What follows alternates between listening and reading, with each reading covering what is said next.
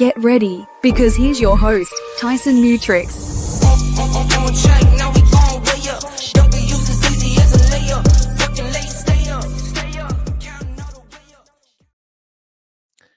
want to tell you about a really interesting story that I had last week.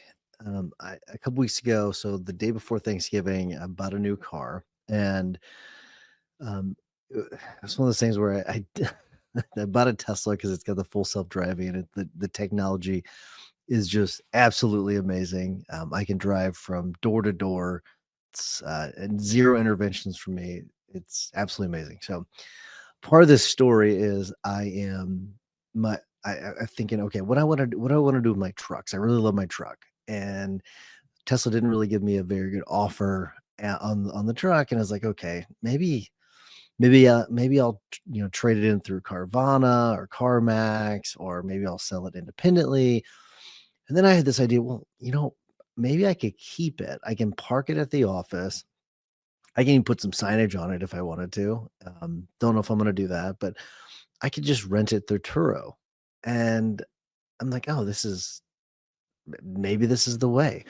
And I talked to my cousin, and my cousin's like, yeah, I make decent money on Turo. I'm like, okay, well, this could be something.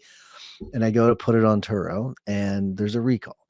And so I'm like, all right, you apparently you can't rent a car on Turo with an open recall. So I call the Ford dealership, and I call to get it in to get the recall taken care of. And I'm on this call with this I guess rep. I don't know what her actual title is, but she's absolutely amazing. I'm talking anticipating my questions. So she is answering my questions before I can even get to them, because she's already covering everything extremely detailed, um, very empathetic.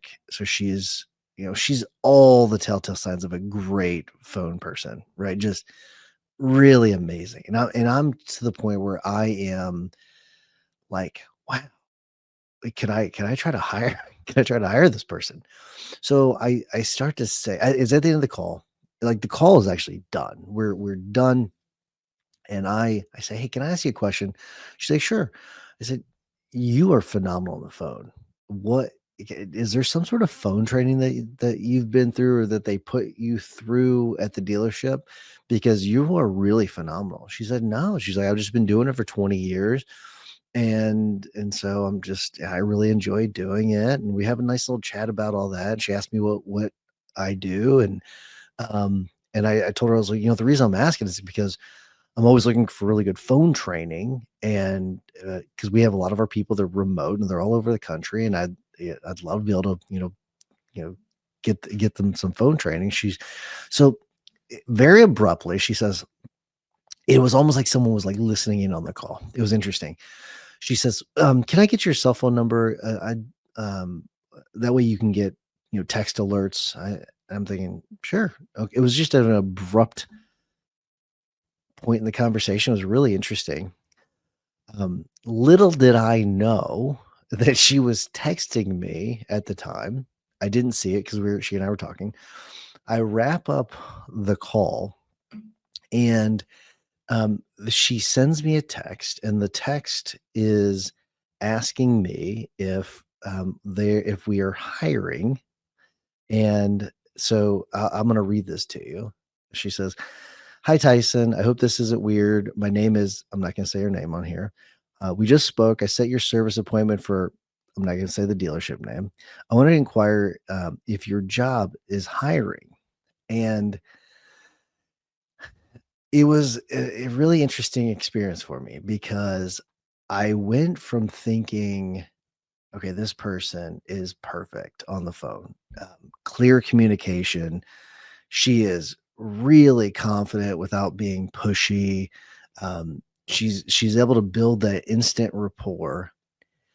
And the moment I read the text message, and especially the moment I realized that she sent it while we were on the phone, like, everything changed for me. Like, my whole thought process about how good of a candidate she might be and how good of an employee she might be completely shifted. Um, and that's where there's it's I was kind of blinded by that first impression, and I think sometimes in the hiring process, we get blinded by that first impression and how, we can tend to overlook other things because of how good of a first impression. That's why we have a pretty thorough hiring process because of that one thing. And but it is really interesting how she really screwed it up because I would have totally tried to find a position for her had that not had happened. It's kinda like that Robert Cialdini, principle, the principle of liking, and he says that people who we like influence us until a breach of professionalism breaks the spell, and that's really what happened. It was that she had sort of she had this great initial first impression. The professionalism was all there. She had met all those benchmarks, and then just in an instant, she broke that professionalism, and it really just kind of ruined things. And if you think about the bad hires, I wonder how many of those bad hires you've had are because you've been put under the spell of that first impression, and then you ignore all the red flags along the way. We've all been guilty of it. It's one of those things where we've all done it. We there was one thing that we liked about them, and we ignored all the other things. I hired a friend of mine because even though I knew all of the red flags, still there were certain things I thought, okay, this could work out, and ignored all the other ones. So we have to be very careful about those interactions and how they can really affect us in the hiring process. It was really kind of interesting because I've had this conversation with Beck. I've had this conversation with a few people though about this conversation because it was very perplexing to me. And it wasn't.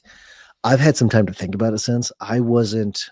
I was so confused by the interaction because I'm thinking like, okay, would I hire this person still? Like, I really kind of went back and forth because the candidate was she was so good. I can't call her a candidate. I guess she's technically a candidate now, because we've not turned her down, and she's even sent me her resume, and the she has all of the, pedigree, I guess, of a good candidate, but it seems like she's lacking that character, and something I was telling Becca, like, because I have that question in my mind about it, it's that she can never work here. It's one of those little she just that one thing, that character part of it, she just can't work here because of that part of it. If you're on the clock, because I part of this is like I have no problem with her reaching out, none whatsoever, and inquiring. I'm a little I have a lot of pause about the whole idea of her using company data to do it. But if I set that aside for just a second, if she had maybe texted me after hours or something, or shot me an email, maybe, or even if it was during business hours, but the fact that it was during an actual phone call that she was having with me, um, while she was getting paid by another employer, that is where that's where it really was icky. I felt really kind of icky about that.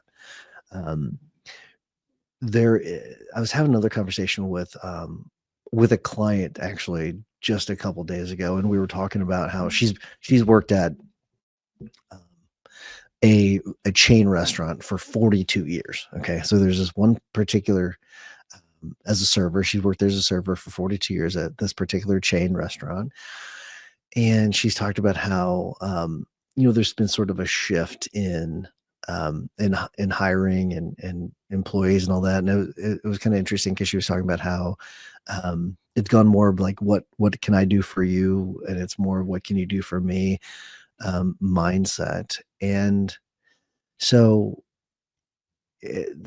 I kind of got that. I've kind of sort of had a chance to kind of process all of this, and it does seem like that that person that I was talking to. Maybe she was more of the, what can you do for me? Leave you on the drop of a hat. And I'm also not blinded by the fact that there are a lot of attorneys, a lot of business owners have this whole idea that he almost like you own the person and you control the person. And I don't have that mindset at all. I think that that's kind of a ridiculous mindset. Because the reality is that you could fire that person at any point. And so I don't. I think that from if we're being fair, we can't have the whole you know can't really get upset whenever someone decides to leave, like that. I think that's just that's a natural part of owning a company and owning a business. But you also have to understand that they can drop on a drop of a hat, leave you at any moment. And the way they do it matters. I do think that from and I don't know if this is maybe something we could add to some of our questions in the hiring process about how you left and how you informed your employer. I had a I had a really good conversation with a mastermind level guild member just yesterday, and we were talking about how he wanted to do he wanted to give his one of his local firms, one of the I don't know if they're considered a competitor or not, but he just wanted, as a professional courtesy, let them know that he was, had was going to make a job offer to a certain candidate. And the conclusion we had kind of come to was wait until she accepts the offer, and because you don't want to hurt her job prospects. Because the way you do things does matter, right? And he wanted to make sure that they knew, hey, I wasn't poaching. She applied here. And I think that's a wise decision that he wanted to do that. But ultimately the way you do it matters. The wrong way would be, reaching out in advance and then getting her fired, and that could make it way worse. I think doing it after the fact, after she's accepted the job, doing it that way, just as a courtesy, and making sure that the candidate knows to not, put in her 2 weeks notice until after he's had a chance to make that phone call. All of that, the timing of it matters too. A big part of this is timing. So when to do certain things. And to me, it shows whenever she texted me in the middle of the phone call, it just showed lack of judgment. And judgment is really important with what we do. So there are little things that we can look to in this whole process to test certain things, even if it's not technically part of the process. But looking to her judgment, just it seemed like a very poor decision to do that. And I do wonder what other people think, because that's why I've run this by so many people since, because I was thinking, well, maybe I'm overreacting a little bit, and I don't think I am. After having a chance to kind of think about it a little bit, I don't think I am. I think that I'm on the right track, because there are there's just right ways and wrong ways of doing things, and I just don't think she took the right approach. I'm very sad by it, because I really wanted to, in my mind, I think the where I struggled with it was I really wanted to try to find a way to hire this person because she was so good at her job. But then you start to question her judgment, and maybe even her character. That's where it's like, just that's a deal breaker. Because you're looking at me, you're using words like judgment and integrity and professionalism. She had all the professionalism until she broke it. I think that she did break some integrity there, because she's getting paid by another employer and trying to, using that as a way to get another job. Really use really poor judgment, self-control. you know, there's just lots of things. Having that, reading the room, sort of having that boundary awareness, really important. So it does remind me of that Stephen Covey quote.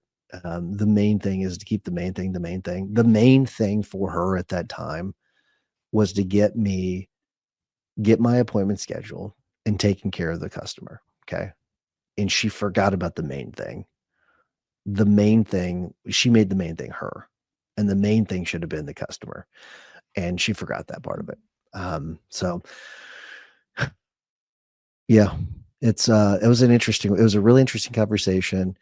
Um, hopefully you get something from this. I think that the main thing is to, when you are kind of you when you recognize that you could be blinded by those first impressions, but you have to start to think about things like fit. Or is there a good fit?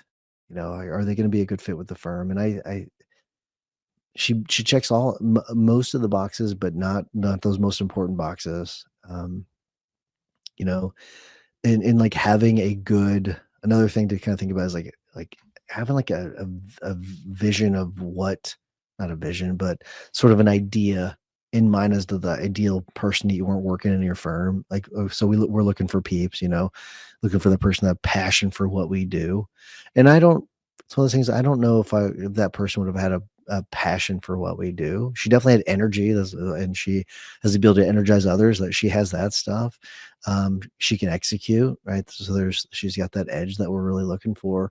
So those are things that she met many of the boxes, but when you kind of go that next level deeper, does she have that character that we're looking for? I don't think so.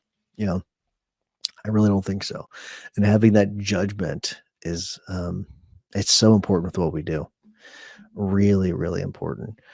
So, but that's all I have for this week. It's one topic.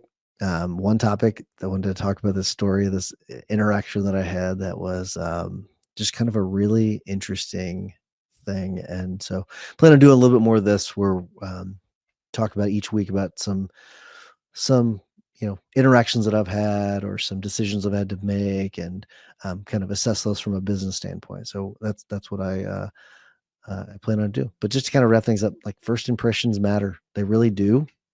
But but second impressions are usually the ones that reveal the truth. So keep that in mind too. Okay. So first impressions, they definitely matter, but um, keep your eyes open for those second impressions. Um, Another one is hiring intuition. I think it's one of the most undervalued business skills that you can have. So we'll definitely work on that, or have someone in the firm that is really good at that. Really, really important. Um, you know, Remember, like, professional boundaries. Those are things that create the trust with your clients, with your referral partners, with other employees. So that does matter. So being able to maintain those boundaries is important. So, and then listen to that weird gut feeling that you have. It's usually right. It definitely is. And if it feels a little icky, it probably is a little icky. So that's all we have this week. Have a wonderful week, everybody. Go out and crush it. We will see you. See you, buddy. Thanks for watching. We'll see you next time at the monthly Guild Hot Seat.